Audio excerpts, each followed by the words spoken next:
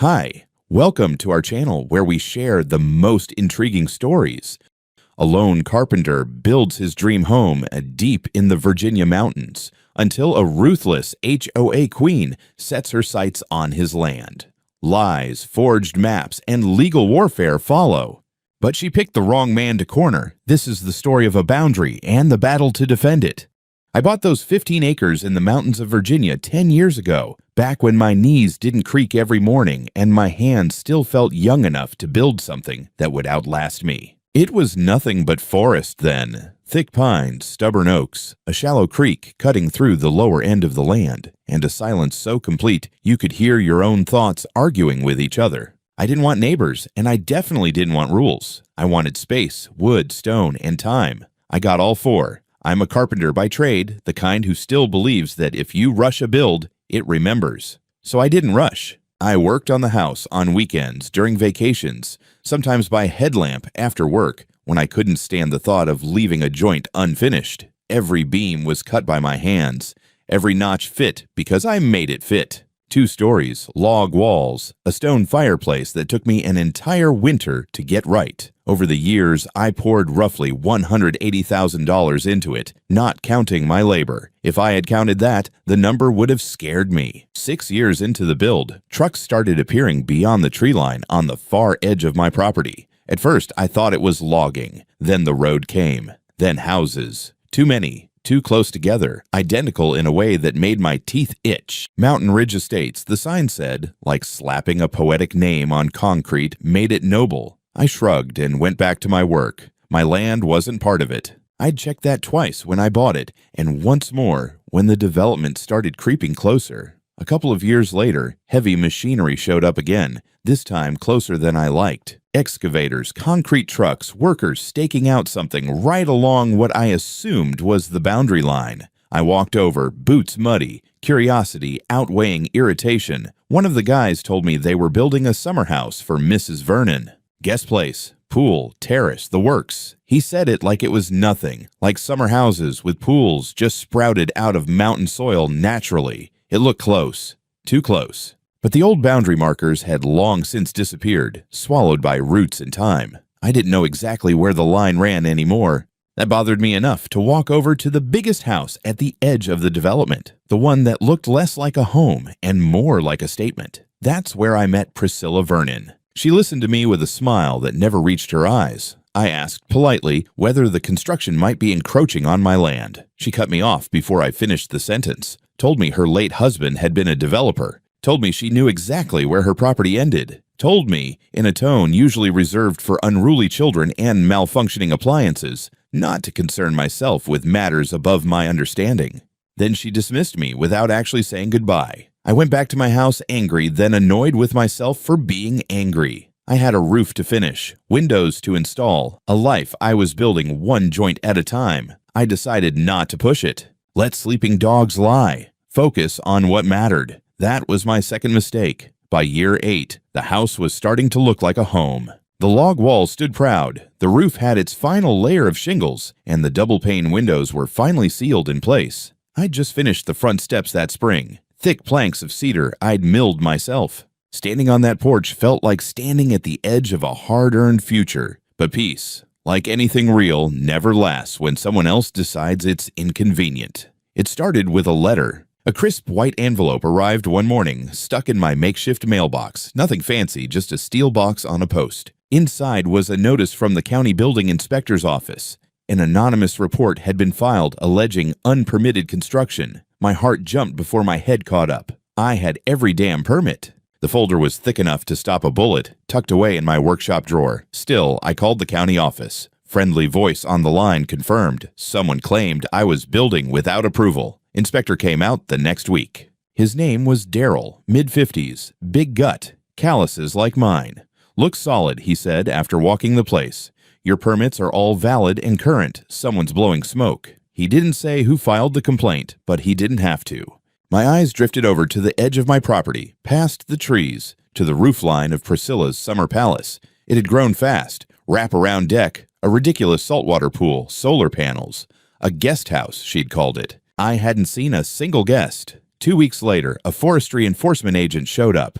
I had just pulled up a stump when she introduced herself, clipboard in hand. Someone reported unauthorized deforestation. I almost laughed. I'd cut down exactly 8 trees over the past 2 years, none of them older than 20 years, all dead or diseased. She did her inspection, no violations. Next came the letterhead I'd been dreading, Mountain Ridge Estates Homeowners Association. It started off with mock civility. Dear Mr. Stone, we appreciate your contribution to the scenic character of the area, but quickly veered into passive-aggressive territory. They claimed my unfinished structure was a visual disturbance, lowering the aesthetic cohesion of their development. The letter demanded that I either enclose the site behind a privacy fence or expedite the construction to completion to reduce visual pollution. I laughed out loud. Then I read the fine print at the bottom just to be sure. As a reminder, non-compliance may result in community mediation. I tossed the letter into the fire pit and poured a shot of whiskey. The kicker: I wasn't a member of the HOA. My land had never been annexed, never part of the development. Legally, I had nothing to do with their rules, their meetings, or their delusions of architectural control. But that didn't stop them from trying to muscle in like I was a stray dog pissing on their picket fence. After that, the tension thickened. I'd spot unfamiliar cars parked along the gravel road near my lot line. People walking with clipboards, taking photos. I installed cameras, motion-sensing floodlights, bought myself a brand new pair of binoculars, and started returning the favor. One morning, I found a note shoved under a rock on my porch. This isn't your mountain. No signature. Printed text. Laminated, like someone was mass-producing warnings. That night, I sat by the fireplace and stared into the flames. I wasn't a paranoid man by nature, but I'd worked too hard and too long to let myself be pushed off what was mine. I'd built this place one board at a time. They wanted it gone. They were going to have to come with more than letters and laminated threats. But I knew one thing for sure. Someone had decided I was the problem, and she lived just across the invisible line that separated my forest from her fantasy. The visit happened on a Tuesday, the kind of quiet weekday when you don't expect trouble because trouble usually prefers an audience. I was fitting trim around one of the downstairs windows when I heard tires crunching on the gravel drive. Not one vehicle, 3. I stepped outside and wiped my hands on my jeans. Priscilla Vernon got out first, perfectly dressed, sunglasses on, posture straight, like she was walking into a boardroom instead of a half-finished log house. Behind her came 2 men. One wore a tailored suit and carried a leather briefcase. The other had a neon vest folded over his arm and a long metal case I recognized immediately: surveying equipment. She smiled the way people do when they believe the outcome is already decided. "Mr. Stone," she said, not waiting for me to answer, "we need to talk." The man in the suit introduced himself as her attorney. The other barely nodded, already scanning the property like he owned it. Priscilla explained in a voice sweet enough to rot teeth that there had been a concerning discovery regarding property boundaries.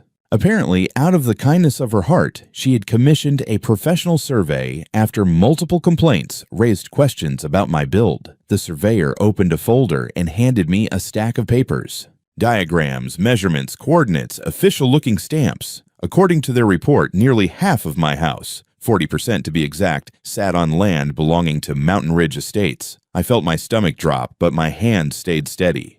I studied the papers. The lines didn't make sense. Angles were wrong. Distances felt stretched, like someone had pulled the map until it told the story they wanted. Priscilla leaned in. "I know this is a shock. Believe me, I sympathize. 10 years is a long time to build something." She paused, just long enough for it to sting.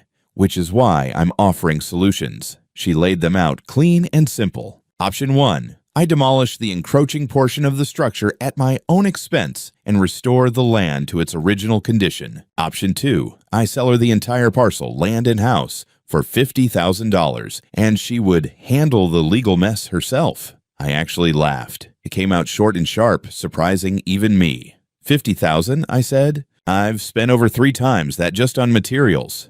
She shrugged. "Considering the circumstances, it's generous. Once this goes to court, you may lose everything." The attorney cleared his throat, the sound of rehearsed concern. "You have 1 week to decide." They didn't wait for my response. The surveyor packed his tools. Priscilla adjusted her sunglasses and walked back to her car like she'd just closed a deal. I stood there long after the engines disappeared down the road, the papers fluttering in my hands. For the first time since I'd bought the land, doubt crept in. Not panic. Panic is loud. But something colder. The idea that 10 years of work could be erased with a forged line on a map. That night, I sat alone by the unfinished fireplace. The logs cracked and shifted, settling into place like they trusted the foundation beneath them. I trusted mine too much to take Priscilla's word for it. She had money, lawyers, and confidence. I had permits, receipts, and something else she didn't count on. The next morning, I made a call to a licensed surveyor with a reputation for being painfully honest. If someone was going to redraw my world, it wasn't going to be her. His name was Ted Marshall. Late 50s, sun-leathered face, beard like steel wool, and a gait that said he didn't waste time pretending to be friendly. He showed up 2 days after I called in a beat-up silver pickup packed with gear, maps, and coffee-stained blueprints of the surrounding parcels. He didn't smile much, which I liked. Meant he was here to work, not to talk me into anything. "You want this done right," he said. "I'll need 2 full days. Maybe 3. "I want it done honest," I replied. That seemed to please him more than a handshake. He started immediately, setting up tripods, hauling out old property plats, using satellite overlays, and something that looked like a Star Wars prop to shoot distances through the trees. I followed him around, mostly quiet, though I couldn't help but ask now and then, "That look right to you?" Or, "How far off could she be?" He didn't answer until the second day, near sundown. We were standing at the northwest corner of my lot, where the tree line dipped before climbing back toward the ridge. That's where he found it, buried under 6 inches of soil and pine needles. An iron stake, corroded but intact, marked 1987. "This here," he said, tapping it with the butt of a screwdriver. "This is an original boundary marker, set by the county back when the lots were split off from timberland. You can fake a lot of things, Mr. Stone, but not time." He found 3 more by the end of the day, spaced just right, forming the same perimeter I remembered from my purchase documents a decade ago. By the 3rd afternoon, Ted had all the data crunched. He pulled out his laptop and showed me the map he'd built. Clean, precise, marked with GPS data and legal coordinates. My house sat comfortably inside my parcel. Every board, every nail, every inch of it was on my land. But there was a wrinkle. "Now," Ted said, pointing to the eastern edge of the map where her so-called summer cottage was drawn like a swollen tick, This is not her land." I leaned in. What do you mean?" "I mean," he said, "her guest house. Pool, terrace, retaining wall, even that cute little gazebo, 90% of it is planted square on your property. Her contractors didn't just build close. They built way the hell over." He flipped to a page of measurements. "This right here, that pool deck. That's 34 feet into your land." It took a full minute for my brain to catch up. I'd been so busy defending myself, I hadn't even considered that she might be the one trespassing. I stared at the map, then at Ted. "She made this whole thing up to force me to sell." He nodded once. "Or to get you to tear your place down. Easier to steal ground than give it back." I asked him if he could put everything into an official report. Not just a casual, "Yeah, looks good," but a formal survey with stamps, witness statements, coordinates, and the kind of cold, objective detail that lawyers can't wiggle around. "Already drafting it," he said. "And I've got photos of all 4 markers. Time-stamped. You want, I'll file it with the county for you." He did. And just like that, the truth wasn't just a suspicion. It was on record. The next morning, I didn't wait. I printed out 2 copies of Ted's full report, bound them in plastic, and walked straight to Priscilla's front door. She answered in a silk robe like I'd interrupted her at a spa retreat instead of her porch in rural Virginia. "Mr. Stone," she said coolly, "I assume you've come to accept my offer." "No," I said, and handed her the binder. She flipped through it. I watched her face drain of color. She kept going, page after page, slower now. Then she looked up, her voice sharp. "This is fabricated. That's a certified state-licensed survey with photographic evidence and matching county markers. My geodetic specialist has over 30 years of experience." "Then either he's blind," I said, "or he's a fraud." She bristled. "You're trying to extort me." "No," I said. "I'm trying to handle this like an adult. You acknowledge the mistake, and we figure out a way to resolve this without going nuclear. You've been using my land for over 4 years. I have the right to sue for trespass, restitution, and property damage, but I'm offering you a way out." "And what is it you propose?" "You admit the error. We draw up a lease for the land you're occupying. You pay for usage. We settle it quietly. No court." There was a long pause. I thought maybe she'd surprise me, that she'd weigh her options and do the reasonable thing. Then she said, "You're trespassing. Get off my property." I turned without another word and walked away. Lines in the dirt. Some people cross them without blinking. Some of us build houses to defend them. It began quietly. No declarations of war, no flaming arrows, just a series of small, deliberate acts that turned my home into a battleground. Priscilla had rejected my peace offering, and now it was clear she'd chosen a different route. Pressure me until I broke. Thing is, I don't break easy. The first salvo came in the form of a legal envelope slid under my workshop door.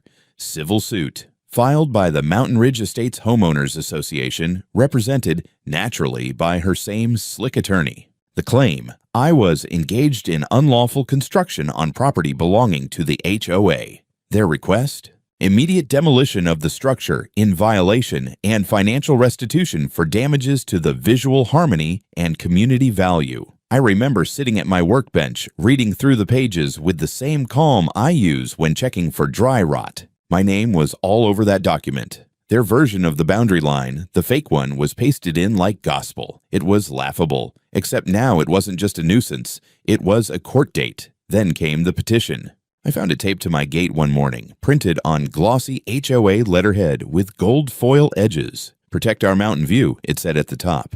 25 names were listed, residents of Mountain Ridge, demanding the removal of my eyesore of a construction project. Some of those names belonged to people I'd never even spoken to. One was a woman who'd once asked me if she could photograph my log railing for her Pinterest. Traitors, all of them. Then came the complaints. Fire code violations, environmental damage, noise. Each one brought an inspection. The fire marshal showed up twice, walking around with a clipboard, checking my outdoor burn barrel and fire breaks. I passed both times, but the stress built like water behind a dam. A week later, I came home late from a supply run and saw something glinting on the side of the house. Spray paint, neon orange, sloppy capital letters big enough to read from the road, "Get out."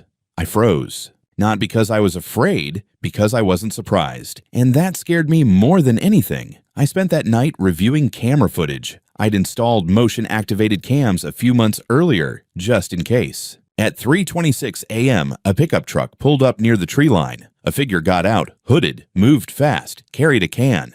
The plates were fuzzy, but I got enough to run a partial through a local contact I knew from back when I did volunteer search and rescue. The truck belonged to someone named Julio Ramirez. It took me about 30 seconds to connect that name to someone I'd seen watering rose bushes next to Priscilla's mailbox, her gardener. I didn't go to the sheriff yet. I saved the footage, backed it up, and sent a copy to my lawyer with the subject line, "New hobby, HOA-sponsored vandalism."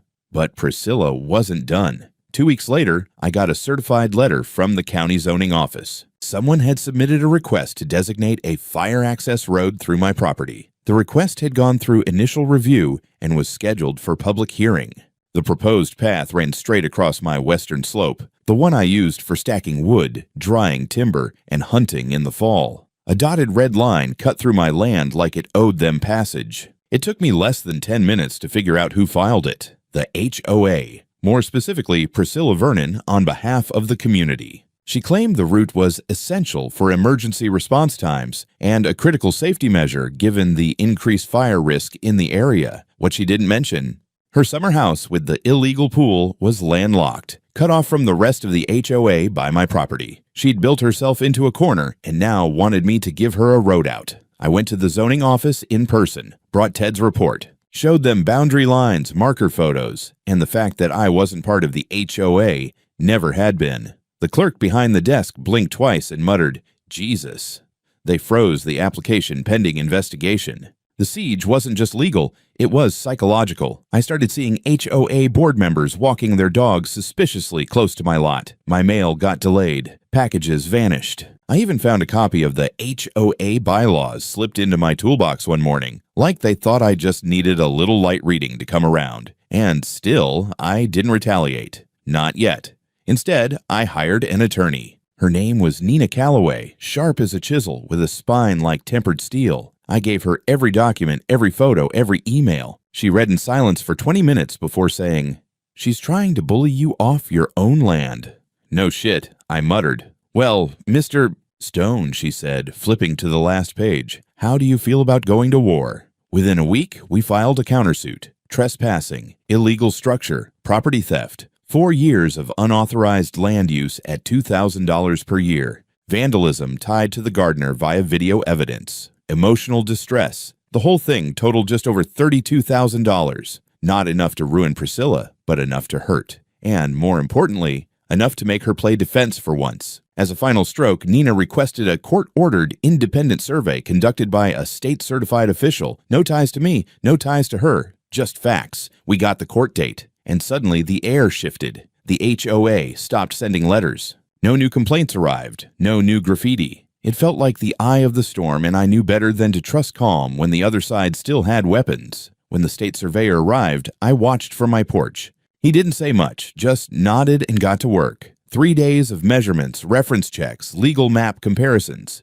He barely spoke a dozen words to me. But on the 4th day, he handed me a copy of the preliminary report. I didn't even have to read past the first paragraph. All existing structures constructed by Mr. Stone are located entirely within his legal parcel boundaries. I read the next line twice. Structure referred to as Summer Guest House, owned by Mountain Ridge HOA, is located approximately 87% within the property lines of Mr. Stone. I closed the file. I didn't laugh. I didn't shout. I just walked inside, cracked a beer, and sat by the fireplace I'd built with my bare hands. She wanted war. She was about to get justice instead. Courtrooms don't look like justice. They look like beige carpets, flickering fluorescent lights, and tired people in mismatched suits pretending they aren't bored. But on the morning of my hearing, as I sat beside Nina Calloway, flipping through our stack of files, I felt something close to clarity. Not confidence, not yet, but readiness. We weren't here to make noise. We were here to bury a lie with evidence. Across the room sat Priscilla Vernon, every inch the polished villain, pearls, posture, that tight-lipped composure of someone who can't believe the world is daring to question her. Her lawyer looked less confident than last time. He'd seen the state survey. He knew.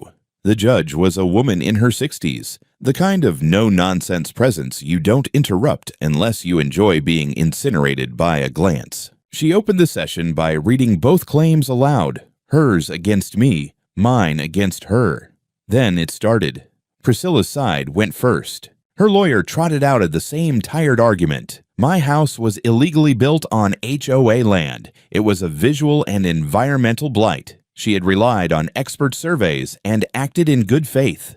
He submitted their original report, the fake one, and tried to frame me as a reclusive and uncooperative landowner with a history of antagonism toward the community. It was almost impressive how calmly he lied. Then came Nina, and Nina came loaded. She walked the court through Ted's certified survey, then the independent state report, then the property markers, original 1987 iron stakes, photos, timestamps. She entered a detailed timeline showing that Priscilla's guest house, pool, and terrace had all been built after the HOA's founding, and without proper boundary verification. She submitted the drone footage, the vandalism photos, and the security footage linking the gardener to the spray paint attack. But the real dagger came when she introduced Exhibit K, a printed application for the fire access road, filed with the county using a falsified HOA map showing my land as part of their territory. The signature, Priscilla Vernon. The judge leaned forward. "Mrs. Vernon, did you submit this application?" Priscilla lifted her chin. "I did." "Were you aware this parcel does not belong to your homeowners association?" A pause. "I believed it did at the time." The judge flipped through the state survey again. "According to official documentation, your belief was incorrect. So I ask again, did you knowingly submit a false boundary map to secure access over someone else's land?" Her lawyer interrupted with an objection, something about ambiguity of ownership and reliance on old documents, but the judge cut him off. "Counselor, your client built a structure on land she didn't own, attempted to acquire more land through regulatory deception, and is now suing the rightful landowner for what amounts to property theft in reverse." I could almost hear Nina smiling. Then came Priscilla's last play. She stood up herself, dismissed her attorney's warning glance, and spoke directly. "This is my husband's land," she said, her voice trembling just enough to suggest practiced grief. "He bought it over 20 years ago before he passed. I trusted the records he left. I did not set out to deceive anyone, but I have invested heavily into a property I believed was rightfully mine." The judge nodded slowly. "Can you produce proof of that purchase?" Priscilla blinked. "Excuse me?" "Title deed, mortgage record, tax history, anything showing your husband owned the parcel in question." There was silence. Then Priscilla's lawyer stood again, flustered, and mumbled something about the parcel being adjacent and the documents possibly having been misfiled. The judge tapped her pen. "Then let me clarify. You have no legal documentation that this land ever belonged to your husband, yourself, or the HOA." No answer. Then the judge said, "We're done here." Her ruling was swift and clean. Priscilla's claim was dismissed in full. My counterclaim was upheld. The court officially recognized the structure known as Summer Guest Cottage and Pool as unlawfully constructed on private property without consent or compensation. The HOA was ordered to remove the structure within 90 days at their own expense or surrender it in full to me. Additional penalties were awarded: $8,000 for 4 years of illegal land use, $3,500 for documented vandalism damage, $25,000 for emotional distress, legal fees, and malicious interference. Total $32,500 payable within 30 days. Priscilla didn't look at me as the judge finalized the ruling. Her lips were pressed so tight I half expected her face to fold in on itself. Afterward, Nina and I walked out into the sunlight. She lit a cigarette and exhaled like she'd just finished gutting a deer.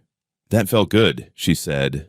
I didn't answer. I was watching Priscilla through the glass doors, still seated at her table, motionless. She looked smaller than usual, not broken, just cornered. For the first time, I saw something close to fear behind her eyes, but I knew better than to mistake silence for surrender. The clock had started ticking.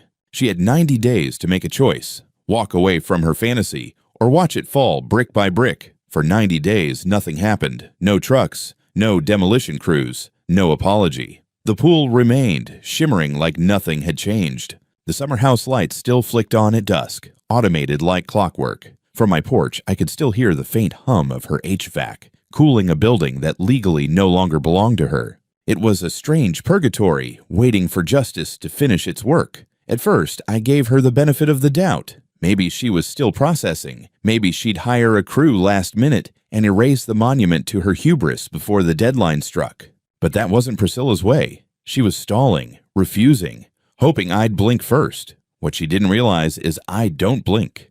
Day 89, I sent a certified letter to her lawyer, no response. Day 90, I drove to the county office, handed over the court ruling, and filed the transfer paperwork. With no demolition completed and no payment tendered, the structure legally became mine. That included the pool, the foundation, the plumbing, the gaudy patio furniture, all of it. The county processed the claim without comment. They'd seen the ruling.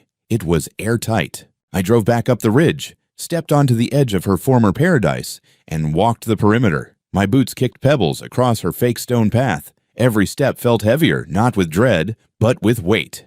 Consequence. I stood by the pool for a long time. Clear, still water, an empty wine glass on the table, sun-bleached towels folded in a rack. It was like she expected to return at any moment, pour herself a rosé, and pretend the world hadn't shifted under her. Instead, she got an email. Subject line: New ownership. Demolition begins Monday. The crew arrived 3 days later. 4 guys in denim and dust-covered caps contracted out of Staunton. I stood with the foreman that morning and pointed to the structure.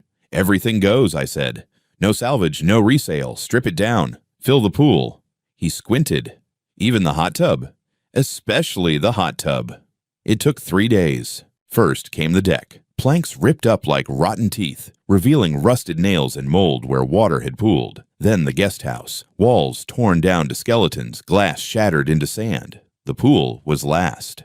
They drained it, jackhammered the lip, and filled the pit with truckloads of earth and gravel. By the end of the week, it looked like nothing had ever stood there. I sent her photos. No message. Just the before and after. I don't know what I expected. Rage, threats, another letter, but what I got was silence. That silence lasted for 2 weeks. Then the signs started to appear. Literally, signs. taped to power poles, stuck in mailboxes, posted online. HOA special meeting, emergency vote. Topic: misuse of community funds. Turns out, not all her neighbors were thrilled to discover Priscilla had spent $45,000 in HOA legal fees fighting a case that had nothing to do with common property. She dipped into reserve funds, disguised her personal legal battle as an HOA concern, and billed it as a zoning defense expense. Once word got out, the knives came out fast. Within a month, a petition circulated, a real one this time.